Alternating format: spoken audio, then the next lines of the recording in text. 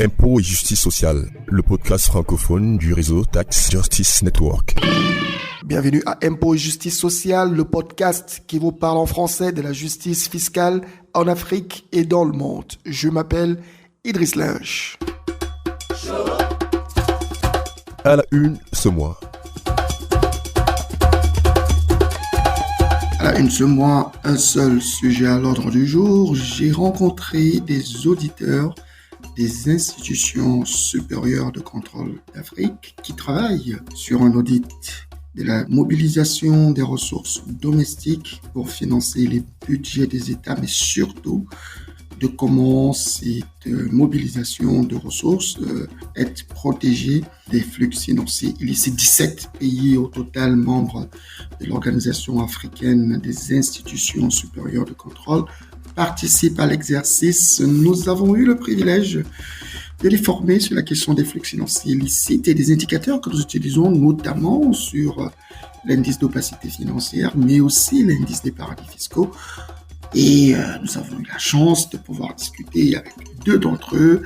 Vous écouterez les développements tout à l'heure. Je rappelle que ce podcast est disponible sur notre page de podcast impotsocial.libsyn.com. Libsyn, S-Y-N à la fin, mais aussi vous pouvez aller sur la page des podcasts de Tax Justice Network sous le lien de taxcast.net et vous recherchez l'onglet en français. Sur YouTube, www.impotsetjusticesociale.com. Nous sommes aussi présents sur Stitcher et pour ceux qui veulent interagir sur les réseaux sociaux, allez sur notre page Twitter, hashtag #impotsocial, Facebook, Impôts et justice sociale. Et pour ceux qui veulent directement nous joindre par email, impôts-social@outlook.fr. Voilà pour la une. À tout de suite pour les détails.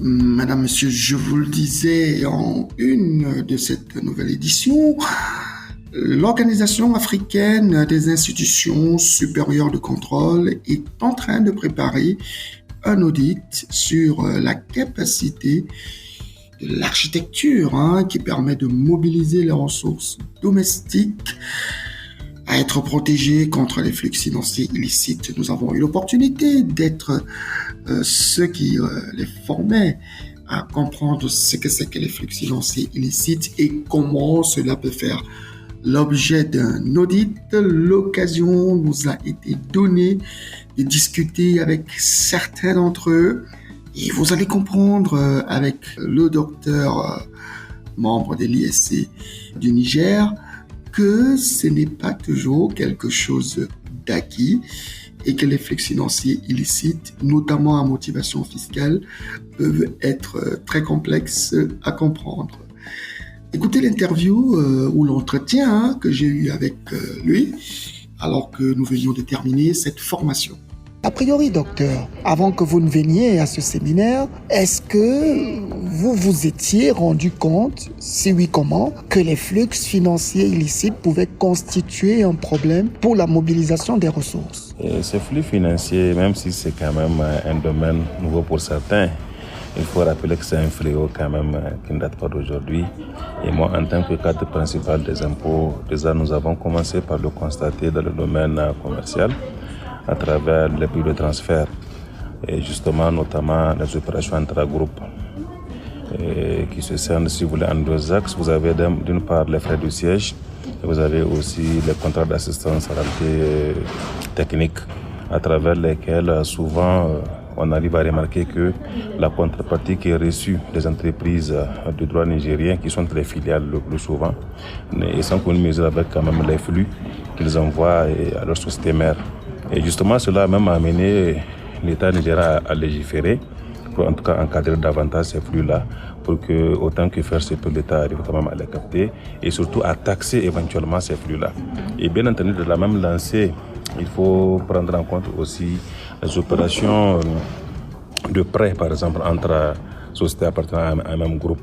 Et donc, du coup, c'est aligné si vous voulez, à ce qu'on appelle en droit les comptes courants d'associés.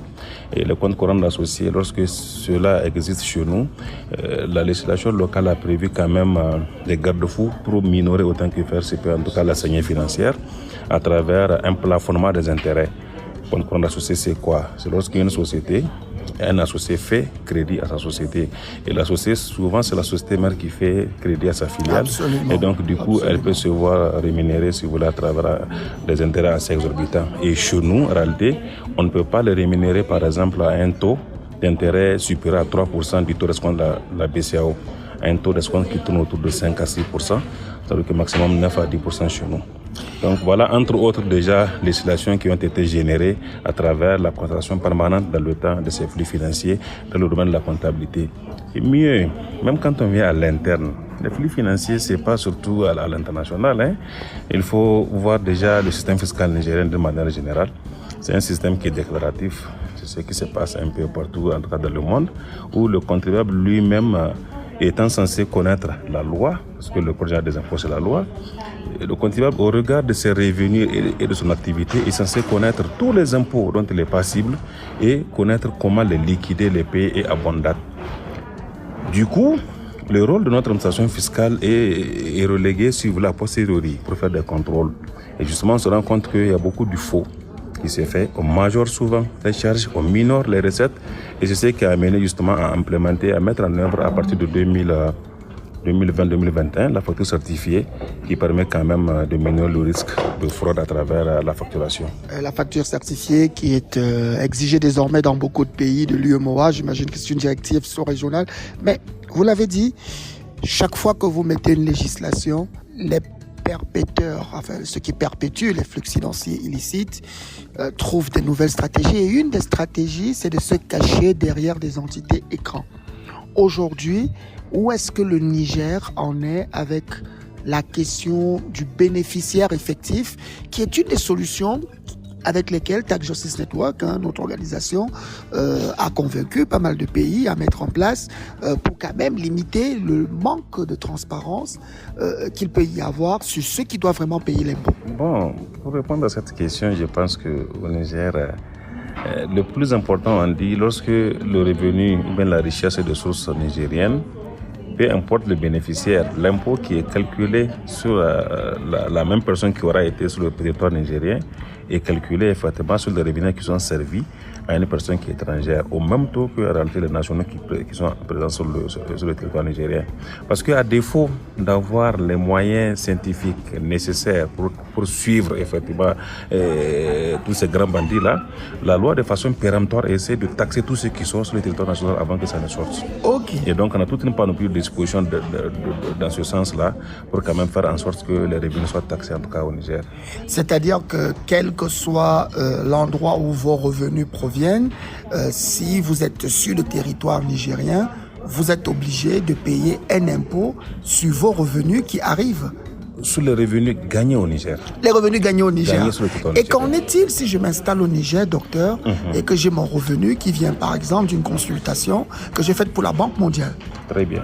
Si vous venez par exemple faire une prestation localement au Niger, vous n'êtes pas nigérien, ça veut dire que vous n'êtes pas un contribuable au sens fiscal au Niger, vous n'êtes pas identifié fiscalement au Niger. Oui. Donc, qu'est-ce que la loi fiscale dit chez nous? Vous avez deux impôts qu'on va prélever sur les honoraires qui vous auront été payés. Okay. Il y a d'abord ce qu'on appelle la TVA pour compte de tiers, qui a un taux de 19%. Je prends un cas concret. Supposons que vous êtes venu faire une prestation intégrée sur le territoire nigérien à la commande de la Banque mondiale. Ouais. La Banque mondiale vous donne in fine 100 millions, 1 million. Un million, pas quand même 100 millions. 1 million. Ce million-là, il est considéré au regard de la loi fiscale nigérienne comme étant un montant TTC. Parce que vous n'êtes pas à même de facturer la TVA. Pour facturer la TVA au Niger, il faut avoir un numéro d'identification fiscale nigérien. Ouais. Pour facturer la TVA. Et il faut être au réel d'imposition. Bien sûr. Et donc, comme vous n'avez ni un NIF, donc a fortiori pas de régime, vous ne pouvez pas facturer la TVA. Votre facture sera hors taxe. C'est comme si vous exportez de la prestation. Et cette facture hors taxe-là est considérée comme étant une facture TTC. Donc, on prend 19% de ce montant-là. Et mieux encore, on vous prélève encore la retenue à la source BIC, qu'on appelle l'impôt sur les bénéfices des non-résidents. Ok. Et donc, finalement, votre facture de 1 million sera amputée de 19% pour la TVA et de 16% au titre de l'impôt sur les sociétés, donc l'impôt sur les bénéfices chez nous. Ok. Donc, du coup, c'est comme si vous perdez à peu près 35% de votre facture. Alors parce que si vous étiez simplement, résident fiscal, vous payeriez combien? Si vous êtes résident fiscal, c'est une facture, c'est une recette qui va être déclarée comme telle dans votre activité. Ouais. Et donc, vous aurez seulement in fine à payer l'impôt sur les bénéfices là-dessus. Parce que la TVA, vous l'aurez donc dans ce cas collectée. Cette analyse est faite dans le cadre du Tax Justice Network dans ce qu'on appelle le Consistent Income Tax, c'est-à-dire la consistency, la consistance dans l'impôt sur le revenu. Je trouve très intéressant le cas du Niger. Mais je demande, docteur, imaginez que moi, Idriss, je viens m'installer au Niger, je ne suis pas résident fiscal, j'ai quand même... je viens m'installer pour 3 mois, puisque le Niger me donne le droit de m'installer pour 3 mois et de repartir. Et j'ai la possibilité d'avoir un compte bancaire au Niger. Je reçois un paiement qui vient de Washington. Comment est-ce que le Niger calcule cet impôt-là sur ce type de personnes? Est-ce qu'il y a les moyens d'éviter que je génère des flux financiers illicites en me cachant au Niger? Je ne sais pas trop, je ne sais pas comment... Ça reste une question complexe. C'est un peu compliqué. Oui, je me dis bien. Parce que beaucoup de pays africains n'ont pas pensé à ce qu'on appelle le Consistent Income Tax. Mais évidemment, on pourra revenir dessus. Un autre aspect que nous trouvons intéressant, c'est de faire en sorte que les entreprises puissent publier leurs comptes pays par pays. Que vous puissiez, pour toutes les multinationales que vous avez au niveau du Niger, qu'elles vous rendent compte de ce que les autres filiales ont fait pour que vous soyez sûr que vous contrôlez les prix de transfert. Est-ce que ce type de dispositif existe chez vous? Je ne pense pas. Notre législation est beaucoup plus alignée à capter autant que faire se peut quand même les activités réalisées par les filiales de ces grands groupes-là sur le territoire nigérien. Et évidemment, mais en même temps, si jamais on arrive à un stade où vous avez dit que parfois les entreprises facturent des prêts à des taux qui sont beaucoup plus élevés que le seuil de la BCEAO. Donc, comment vous faites pour savoir que le prix que l'entreprise donne est un prix qui a été calculé sur le juste prix? Bon, dans tous les cas, s'il y a un prêt qui est consenti à une société par une autre, et c'est sur la base d'une convention entre deux entités juridiquement différentes. Et donc, dans cette convention de prêt-là, le taux d'intérêt est forcément mis. Ça existe. Il suffit simplement de voir ce taux d'intérêt-là qui a été mis dans le contrat de prêt entre les deux entités et de le comparer au taux d'escompte de la BCEAO majoré de 3 points, comme dit le Code général des impôts au Niger. Donc, ça veut dire que le surplus-là, même si la filiale nigérienne l'aura envoyé à sa mère, elle est censée être encore là et taxée à l'impôt sur les revenus. Et vous pourrez à tout moment revenir dessus. Tout à fait. Alors, qu'est-ce que vous retenez principalement de l'atelier qui vient de s'achever sur les flux financiers illicites? Ce que je retiens, en tout cas, on a beaucoup appris. Sauf que peut-être on était un peu resté à notre fin par rapport à la question même des flux. Moi, j'aurais personnellement souhaité qu'on mette beaucoup plus l'accent pour que les gens comprennent de bout en bout c'est quoi ces flux-là, en tout cas pour l'essentiel, pour ne pas dire les plus dangereux. On s'appréhendait beaucoup dessus parce qu'il y a des participants qui ne s'y connaissent pas beaucoup. Et je pense que c'est très bon pour la suite de l'audit qui vient. Parce que si on n'arrive pas à bien comprendre ces flux en tant que tel, il est bien normal qu'on ne puisse pas délimiter un champ d'application assez conséquent à ces parties-là. Voilà. L'autre chose, la formation elle est bonne, mais on a trouvé que c'est un peu condensé. Moi, je suis professeur quand même à l'université chez Vakater, à l'université de Niamey, où j'enseigne le droit. J'ai trouvé que c'est un peu trop condensé. On aurait pu peut-être prendre 1 ou 2 semaines pour faire ce travail-là, parce que n'oubliez pas que vous avez des équipes de l'école des novices sur l'audit de performance. C'est vrai, en l'état, on va continuer à apprendre, mais ici, on a quand même beaucoup de sensibilités qui sont là. Ça aurait permis quand même, si on avait plus de temps, de faire des choses beaucoup plus intéressantes pour faire finalement des experts en audit de performance pour tous ceux qui sont là. En tout cas, l'ONG pour laquelle je travaille, Tax Justice Network, produit de nombreuses documentations sur ces flux. Certainement, on aura l'occasion de revenir dessus. Mais si vous aviez une demande à une ONG comme Tax Justice Network, on n'est pas des professeurs, mais on a quand même beaucoup avancé dans le plaidoyer pour la justice fiscale. Ce serait quoi en rapport à ces flux financiers illicites? C'est peut-être de dérouler au niveau des différents États, surtout nos États africains quand même, la science Parce que c'est tout là le problème. Hein. Qu'est-ce qu'on apprendrait à un docteur? Non, mais malheureusement, tout le monde n'est pas docteur. Ouais, un peu. C'est vraiment de former davantage, en tout cas, les cadres au niveau de chaque État, ceux qui entrent à la ligne de compte, en tout cas, dans la surveillance de ces flux-là, qu'ils soient suffisamment mis à jour. Parce que justement, votre organisation est très à jour. Et certainement, dans nos pays, les gens ne sont pas souvent à jour. Et je pense que c'est le lieu quand même de faire un plaidoyer pour que vous cibliez les besoins en formation des différents acteurs qui entrent en ligne de compte, en tout cas dans la lutte contre ces flux-là, pour que justement cela soit beaucoup plus efficace. En tout cas, docteur, le message est bien passé. Je n'hésiterai pas à discuter de cela avec mes autres collègues. Nous serons certainement bientôt au Niger pour un petit atelier de formation pour discuter davantage de ces questions. Merci beaucoup, docteur. Vous serez les bienvenus. Merci, c'est à moi de vous remercier.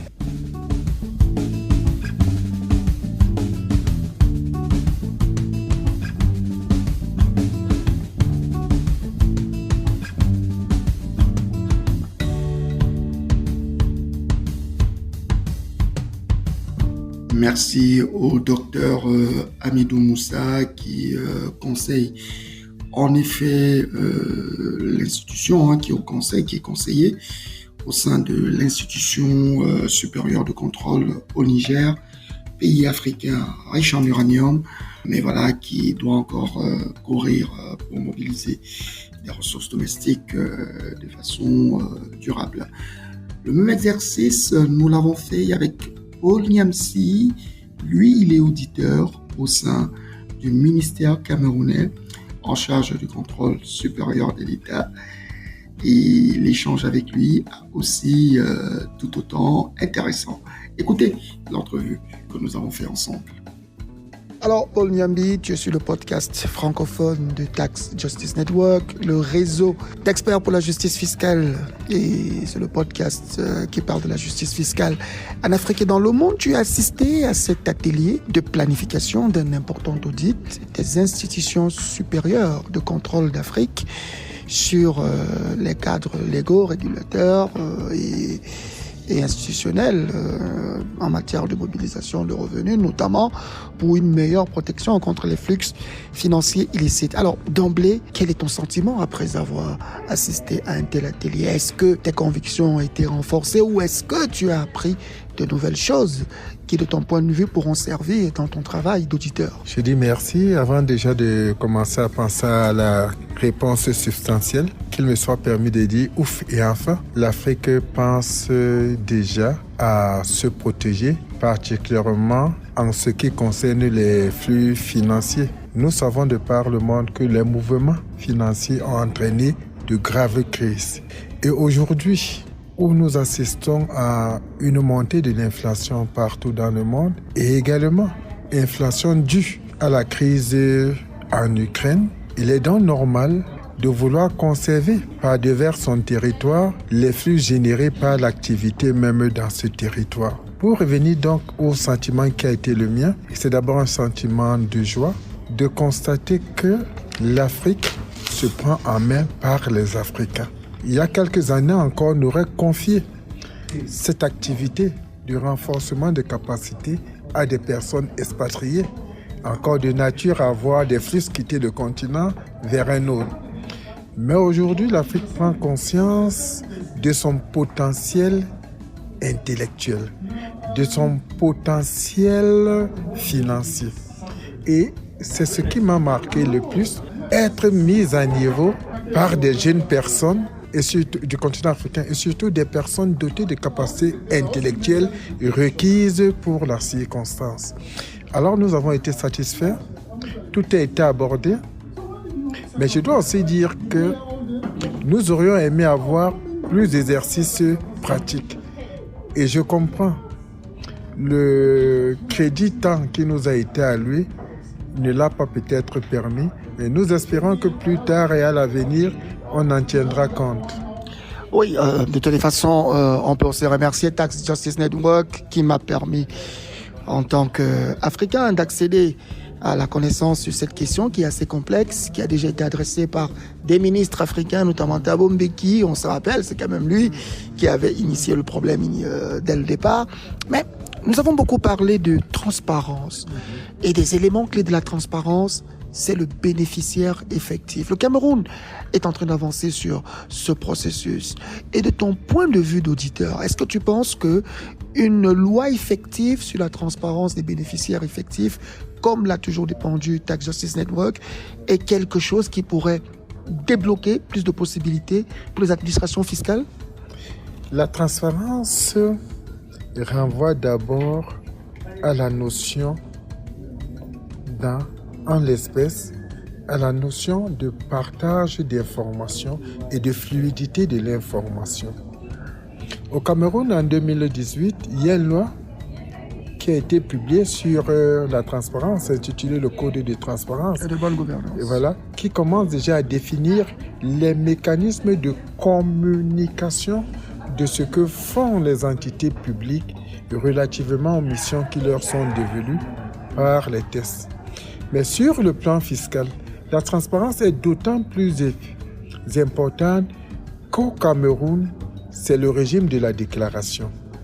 Cela signifie que le contribuable peut déclarer ce qu'il veut, sans ou même rapport, se cacher, on ne connaît pas, il ne déclare rien. Sans rapport avec l'activité réelle, ou encore rester dans le maquis, c'est-à-dire ne pas avoir une existence légale alors qu'il mène des activités au sein du territoire camerounais. La transparence devient donc une notion clé dans le cadre du rendement fiscal. C'est-à-dire, plus on est transparent, mieux on connaît la base d'imposition et mieux on peut également combattre les distributions déguisées de revenus des capitaux mobiliers. Parce que là encore, des activités se réalisent concernant des entreprises entretenant des relations mère-fille et à travers cette opacité, il y a un flou sur le gain réel ou sur les charges réelles qui pèsent sur les uns et les autres. La transparence vient donc apporter de la lumière à ces zones d'ombre et déterminer le prix réel des échanges et la valeur réelle même des bénéfices engrangés et distribués. Alors aujourd'hui, en tant qu'auditeur, vous êtes habitué davantage à des audits d'efficience financière, des audits économiques, des audits pour s'assurer que l'argent a été bien utilisé. Mais on vous demande aujourd'hui d'auditer que l'environnement et la qualité des lois pour mobiliser cet argent est suffisamment solide contre les flux financiers illicites. Alors, en tant qu'auditeur public, quels sont les types de compétences ou le type d'expertise que vous pensez être nécessaires pour vous, sur lesquels vous souhaiterez qu'il y ait peut-être des renforcements de capacités ou des accompagnements en termes de connaissances? Depuis ma banque, je tiens à rappeler que j'ai mené des audits sur le plan des recettes, des audits sur la dette. Donc, la dette. La dette publique. Ça, c'est sûr. Et revenons donc sur ce qui est du cadre actuel et des compétences requises, puisqu'il s'agit d'un domaine qui fait appel à la fois aux techniques, à l'ingénierie financière, je préfère le dire ainsi. Bien sûr, bien sûr. Qui fait énormément recours à des cabinets d'avocats et à tout ce qui concerne les professions libérales. Oui, les grands firmes d'audit, les notaires. Voilà. Je pense aujourd'hui qu'il faut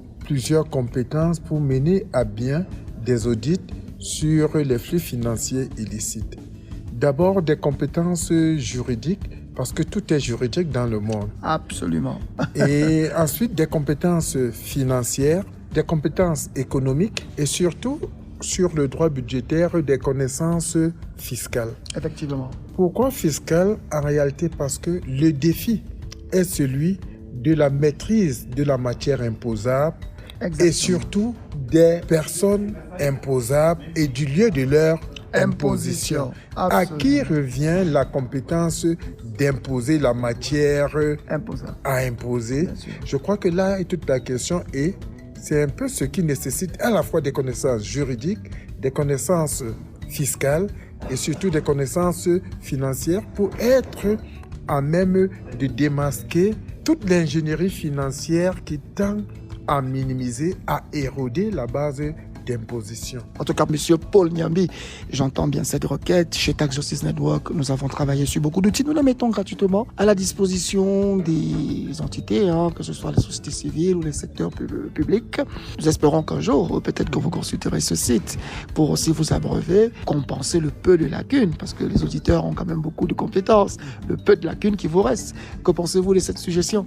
Elle est la bienvenue parce qu'en réalité, d'après les principes qui gouvernent même la fonction d'auditeur, il doit consacrer, je peux me tromper, 40% de son temps libre à la formation 40%, et 60% à l'exécution des audits. Absolument. Étant encore entendu qu'en réalité, c'est un learning by doing. Lorsqu'on fait de l'audit, on apprend énormément. Et on se réajuste. Mais également, nous avons besoin de ces 40% de temps pour nous mettre à niveau parce que tout évolue. L'autre disait bien en philosophie que l'oiseau de Minerve arrive à la tombée de la nuit. Hegel. Il en est de même en matière d'audit. En réalité, les fraudeurs ont toujours une longueur d'avance sur les auditeurs. Ils attendent l'opacité de la nuit, le secret. Voilà. Donc, maintenant, il est possible aux auditeurs, par le biais des formations, des mises à niveau, des connaissances, d'anticiper sur les stratégies mises en œuvre par d'éventuels fraudeurs.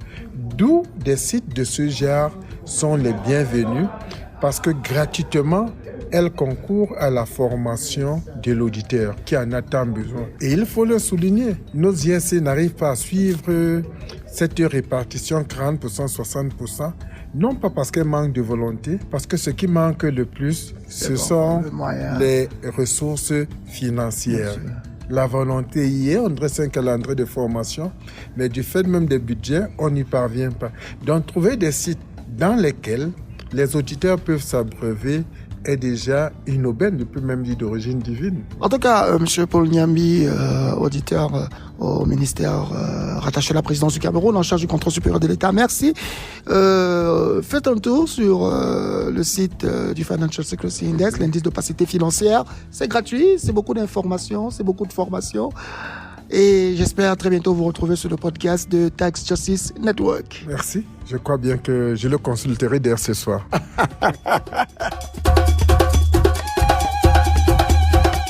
Voilà. Il ne nous reste plus qu'à dire merci à nos deux invités, le docteur Hamidou Moussa, qui est conseiller au sein de l'Institution supérieure de contrôle du Niger, et M. Paul Nyambi, qui est auditeur au ministère camerounais en charge du contrôle supérieur de l'État, mais aussi à AFROSAI, l'organisation africaine des institutions supérieures de contrôle, qui a accepté qu'un expert de Tax Justice Network soit celui qui les conseille en matière de flux financiers illicites afin de pouvoir mener cet important exercice d'audit. Pour la prochaine édition, nous allons revenir certainement avec un nouveau format, mais aussi une nouvelle émission. Nous parlerons notamment d'inégalités, de comment les riches deviennent toujours plus riches et les pauvres deviennent toujours plus pauvres, alors que tout le monde est soumis parfois au même niveau de TVA, sans aucune régression possible. Ce sera un débat très intéressant avec nos amis d'Oxfam, mais d'ici là, portez-vous bien. Je rappelle que vous pouvez écouter notre programme sur notre page de podcast impotsocial.libsyn.com, Libsyn avec SYN à la fin, mais aussi vous pouvez aller sur la page des podcasts de Tax Justice Network qui est www.taxcast.net et vous cliquez sur l'onglet en français. YouTube, www.impotsocial.com. Nous sommes aussi sur Stitcher. Et pour ceux qui veulent interagir avec nous sur les réseaux sociaux, Twitter, hashtag Impôt Social, Facebook, Impôt et Justice Sociale. Et pour ceux qui veulent se connecter directement à nous, impôt avec S-8 social @outlook.fr. Au revoir et à très bientôt pour une prochaine édition de votre podcast.